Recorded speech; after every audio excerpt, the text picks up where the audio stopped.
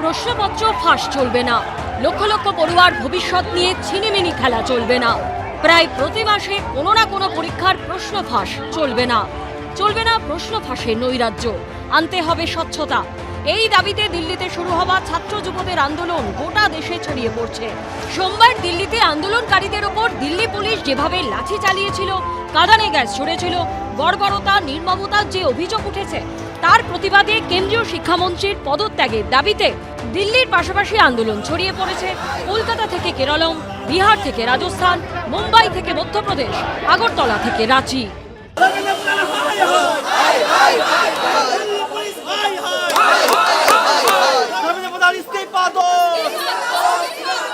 तो मोदी जी, मेरी आपसे फिर से रिक्वेस्ट है, धर्मेंद्र प्रधान का इस्तीफा ले लीजिए, वरना बात सिर्फ धर्मेंद्र प्रधान के इस्तीफे की नहीं रहेगी, बात आपके इस्तीफे पर भी आ जाएगी।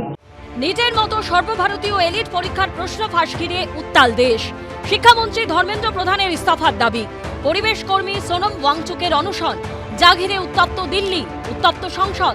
এরই মধ্যে বুধবার রাতে পুলিশের সঙ্গে বিক্ষোভকারীদের সংঘর্ষে নতুন করে উত্তপ্ত হয়ে ওঠে দিল্লির যন্তর মন্তর চত্বর।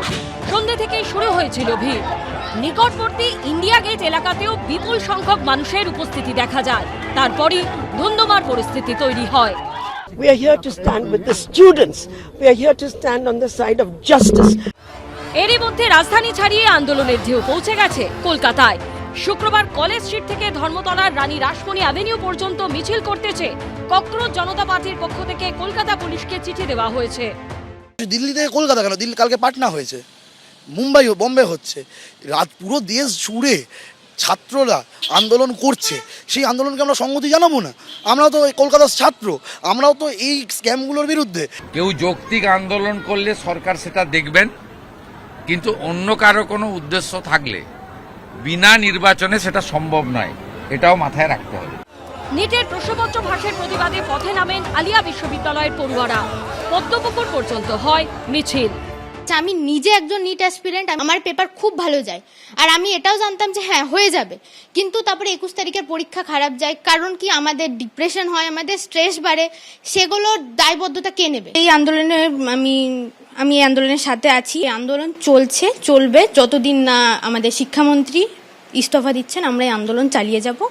প্রশ্নপত্র ফাঁসের প্রতিবাদে কেরলমের তিরুবনন্তপুরমে পুলিশের সঙ্গে আন্দোলনকারীদের খণ্ডযুদ্ধ বাধে।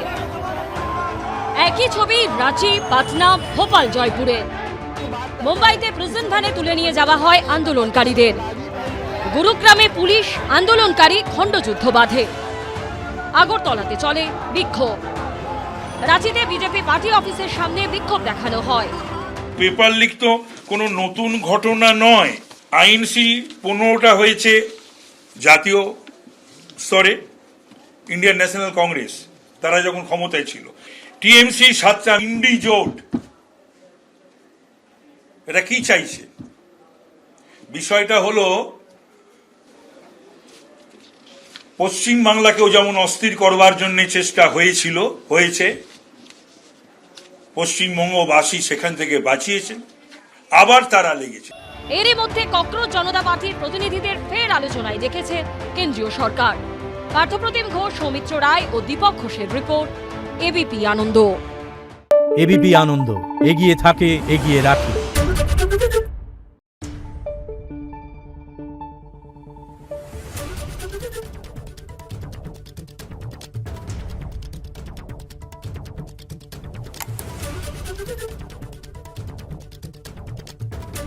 Thank you.